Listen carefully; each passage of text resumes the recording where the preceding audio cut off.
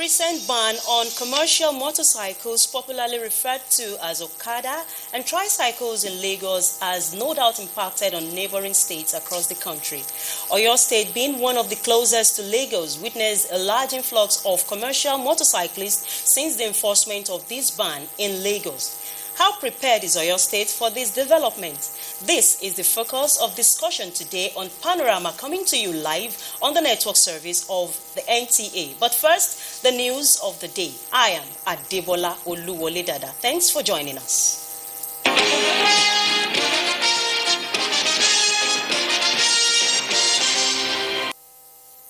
Reports just reaching us indicates that the Supreme Court upholds conviction of former Taraba State Governor Jolly Nyame for embezzlement of the state funds. President Muhammadu Buhari will depart Abuja today to attend 33rd ordinary session of heads of state and government of the African Union AU in Addis Ababa, Ethiopia. President Buhari will join leaders from 55 member countries of African Union to participate in the summit with the theme Silencing the Guns, Creating Tonight Forum of the heads of states and government of participating states at the African Peer Review Mechanism and the 27th session of New Partnership for Africa's Development, NEPAD, heads of state and government orientation committee. In Nigeria's capacity as a member of the All Peace Security Council, President Buhari will participate in the high-level meeting of the Peace and Security Council on the situation in the Sahel and Libya and high-level ad hoc committee on the South Sudan. A statement by the Senior Special Assistant to President Garba Shehu said President will also interact with the Nigerian community in Ethiopia before returning. The President will be accompanied by Governor Hope Uzodinma of Imo State, Governor Ben Ayade, Rivers State, Senator Adamu Mohammed Bokachua, and others. President Muhammadu Buhari has described the National Youth Service Corps, NYSC, as a laudable scheme that needs to be sustained for better understanding and appreciation of Nigeria by youth as future leaders and most productive segments of the society. This was while receiving the audience some corps members and management of the scheme. On a thank you visit, State House correspondent Adamu Sambo has the report. 4 NYSC members representing their colleagues nationwide were in the State House to formally convey what they called their deepest gratitude to President Muhammadu Buhari over the recent increase in their monthly allowances from 19,800 naira to 33,000 naira. Daddy, the implementation of the increment in the month of January, a time we had least expected, drew tears of joy from many of us. Indeed, sir, some of us had regarded the several promises of increase in our allowance made to us by the Honorable Minister for Youth and Sport Development and the Director General of the NYSC with some doubts. Therefore, Your Excellency, by this singular action, you have demonstrated to us that you are a caring and loving father committed to the welfare of his children. With all sense of responsibility, the corps members say the increase in their allowances is a wake-up call to show more commitment to the affairs of their fatherland, saying, as youth, they are greater stakeholders in building a prosperous and united Nigeria. We are the future of this nation, and the future belongs to us. We wish to assure you from our heart of hearts, sir, that we shall, in the spirit of patriotism and renewed vigor, always abide by the objectives and motto of the scheme in all our conducts. We are highly motivated, sir. May God bless and keep Nigeria as one strong, indivisible entity. The alerts started dropping on their phones on Thursday. Throughout Thursday till Friday morning, I kept getting calls, pictures of corps members dancing and praying for you and praying for the country. Some of these clips and videos were simply irresistible. President Muhammadu Buhari, who thanked the corps members for the show of appreciation, described the scheme as one of the best initiatives for national unity, cohesion, and sustainable future. Whenever I meet General Gawan, up to today, I thank him for starting the NYSC. It's a very, very nationalistic and patriotic thinking that led to the development of the NYSC. It's a fantastic thing that General Gowon has done to this country. I feel very strongly that the NYSC should continue. He promised to sustain efforts at making life easier for the core members as future leaders of the country and indeed Nigerians, on whose mandate he presides the affairs of Nigeria conscientiously. The core members were accompanied to the State House by the Director General of the NYSC. From the State House, Adamu Sambu, NTA News.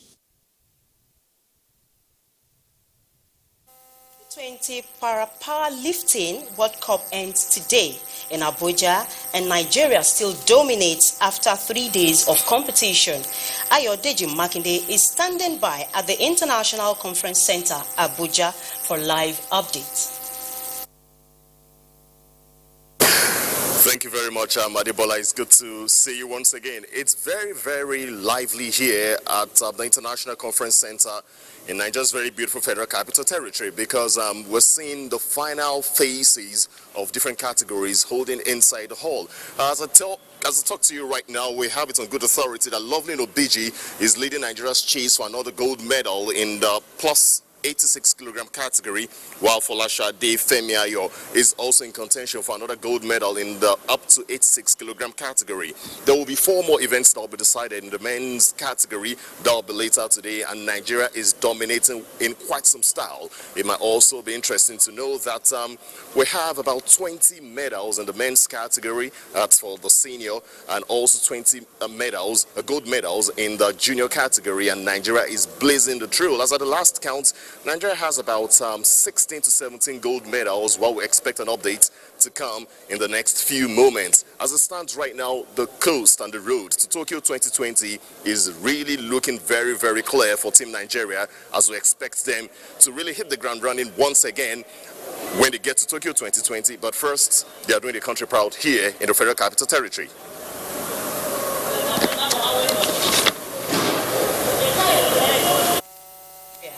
Moving on, the federal government is committed to delivering on its promise of ensuring that the ongoing rehabilitation work and upgrade of facilities at the Akanu Ibiam International Airport is completed before April this year. Amechi Pius, who has been monitoring the level of work at the airport, reports that from the tempo of work being done by the contractor, April target is sacrosanct. NTA News investigations reveal that most of the navigational facilities like the Category 2 instrument landing system and distance measurement equipment have been installed to replace the old ones. They continue with the rate of work and the quality of work. We have no problem. Their funds are there. The Minister of Labour and Employment, Dr. Chris Ngige, visited the Enugu International Airport via the Enugu-Owerri Road. From Bauku and Lobanta into Ituku, bad road. But the good news is that that section has also been awarded. Rehabilitation of the runway of the Akanu Ibiam International Airport, Enugu, is a comprehensive exercise aimed at repositioning the airport, described as the gateway to the southeast of the country. Contractors handling the rehabilitation of the Akanu Ibiam International Airport assured the minister that the facility will be open to the public on the 31st of March 2020. In Enugu, Amechi Pius, NTA News.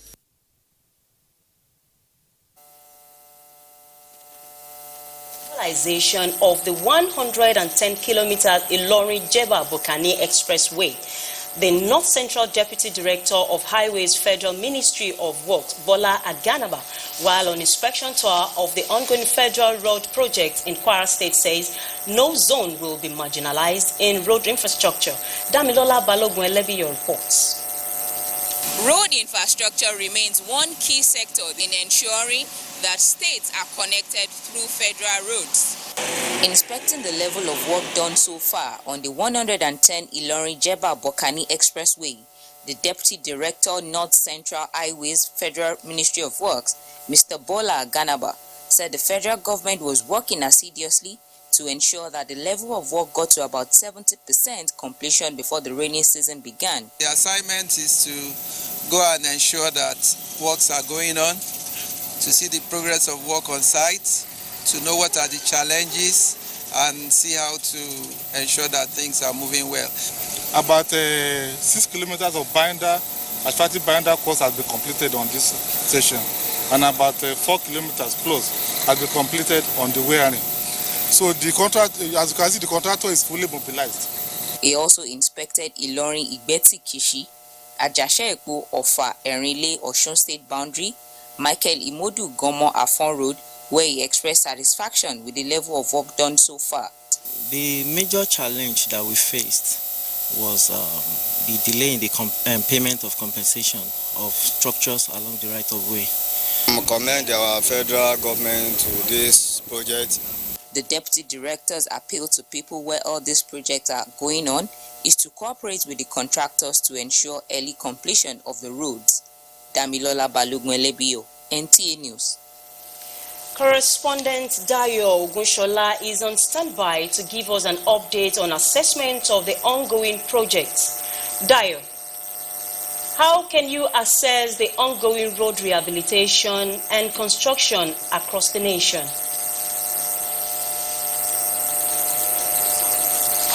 Well, it seems we have a little hitch on linking up with Dayo. Meanwhile, following the ban of motorcycles and tricycles in Lagos State, the immediate exodus of these operations in the neighboring states, the Oyo State government has assured residents of optimum control of the activities of commercial motorcyclists in the state. Grace Bamite Daily takes it from there.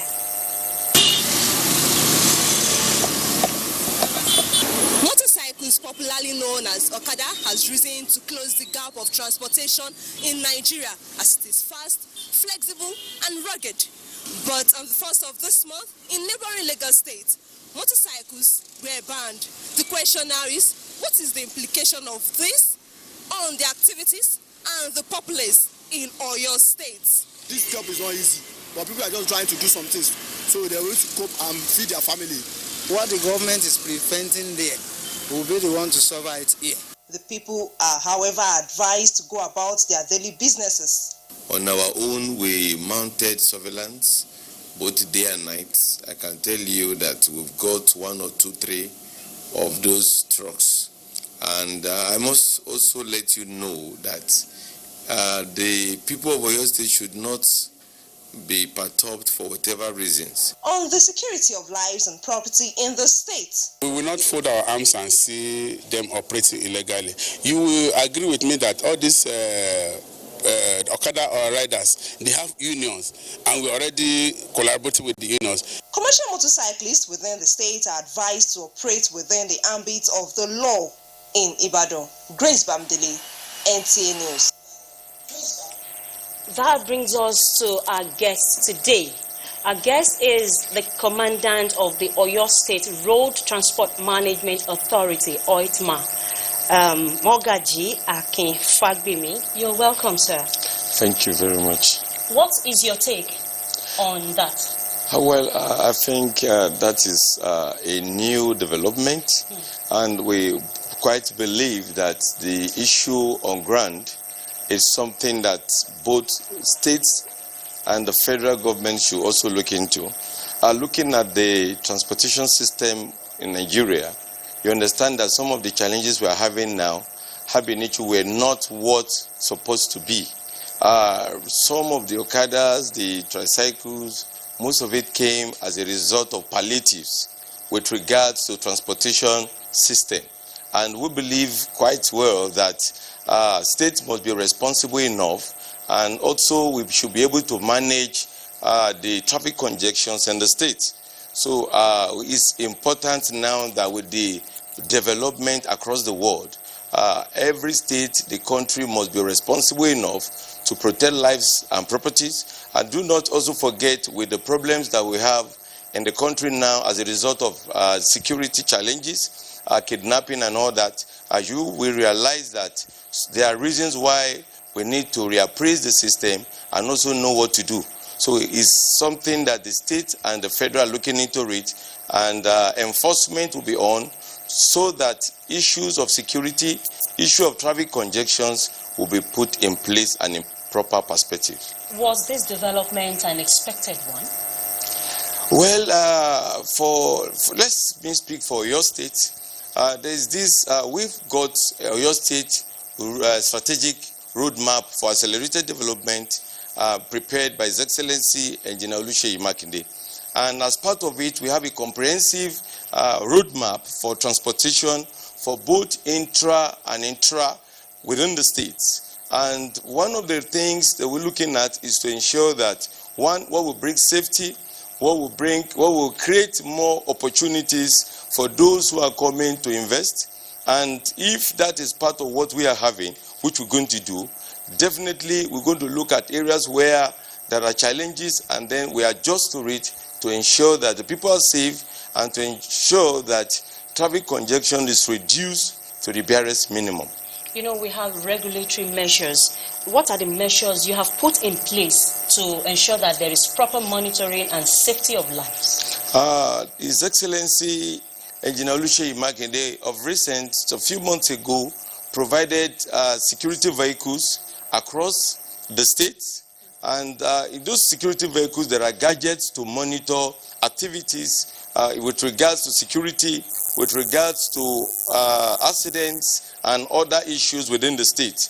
And again, you will also observe that those vehicles, they've got numbers within it which people can call to make calls on issues that pertain to the state as regards to security, as regards to health, whatever have you. But one thing that is critical to us is more of those who are involved should obey the law of the state.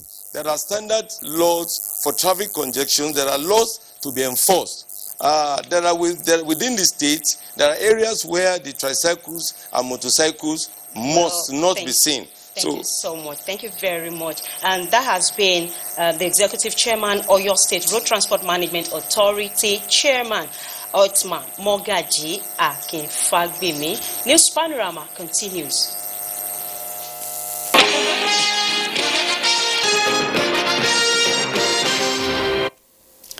Panorama continues in Abuja. Critical micro and macroeconomic issues dominated discussions as President Muhammadu Buhari engaged members of the new Presidential Economic Advisory Council led by Professor Doyin Salami. The president once again gave firm assurance that his administration will be bound by the advice of the committee on matters relating to the nation's economy as he implements the next level agenda for a prosperous future. State House correspondent Adamu Sambu reports. The Professor Doyin Salami-led 8-member Presidential Economic Advisory Council was in the State House to submit its first quarterly report on the economy, which President Buhari described as the most delicate and sensitive of all aspects of national life. The report, supported by various interventions, outlined a number of challenging opportunities facing the economy and proffered solutions to most of them. The Council raised concerns over the growth rate of the economy, which is slower than the rate at which the country's population is growing, hence the need for, amongst others, strengthening the national statistical agencies and reforming the procurement processes. You have made very clear your commitment to work towards lifting 100 million people out of poverty over the next decade. This pledge, your council is taking very seriously and working towards trying to define how that can be delivered upon. For us, whatever is done must be consistent. And please note this, must be consistent with your declared passion for improving the condition of the poor in Nigeria. President Muhammadu Buhari, after receiving the report, gave the first directive from recommendations made by the Secretary to the Government of the Federation address immediately the observed lapses in coordination between ministries and all agencies of government. He said lack of synergy between ministries, departments and agencies would no longer be tolerated as everyone is working for the country and not for personal interest. We have the same objective to serve the country. We must not develop our personal relationship to be above our overall issues.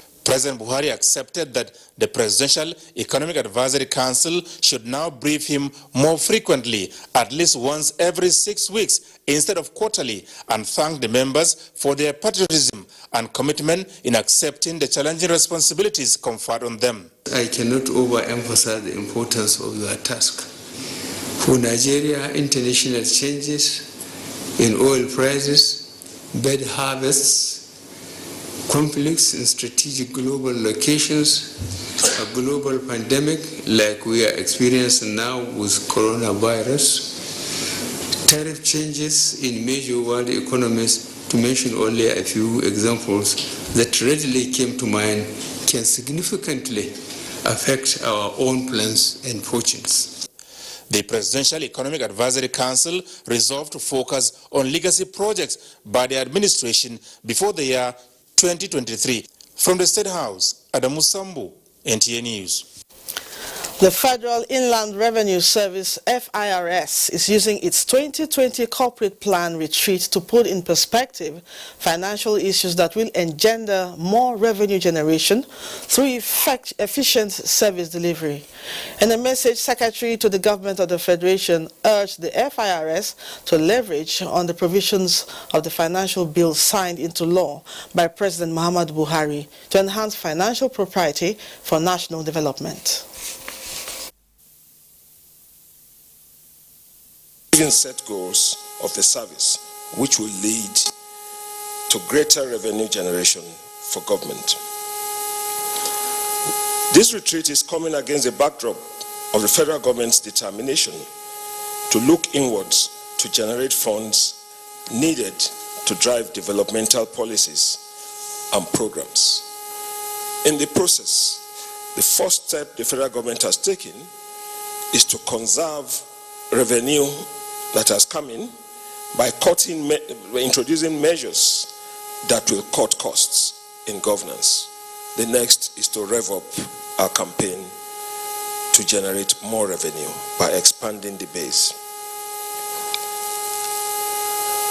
His Excellency Muhammadu Buhari, President of the Federal Republic of Nigeria, recently signed the Finance Bill 2019 into law. So much has been said about that finance bill this morning. And now the Independent National Electoral Commission, INEC, has deregistered 74 political parties for non-performance during the 2019 general elections, bringing the number of parties in Nigeria to a total of 18. The announcement was made by the INEC chairman, Professor Mahmoud Yakubu, in Abuja. A date has also been announced for the governorship elections in Ondo and Edo states. Few minutes later, it became a public knowledge. 74 political parties are hereby deregistered. Out of the 92 political parties, 74 could not escape the sledgehammer of Section 225A of the 1999 Constitution, which empowers INEC to deregister non-performing political parties. And these are the justifications. 1. Breach of any of the requirements for registration as a political party. 2. Failure to win at least 25% of the votes cast in one state of the Federation in a presidential election, or 25% of the votes cast in one local government area of a state in a governorship election. With this knowledge, we're now going to join Dio in Ibadan, and he's going to let us know what the impact of the ban of okada in Ibadan is having on Ibadan metropolis. The ban in Lagos, I beg your pardon, what the effect is on Ibadan metropolis. Dio, if you can hear me, tell us, give us an update. What's going on?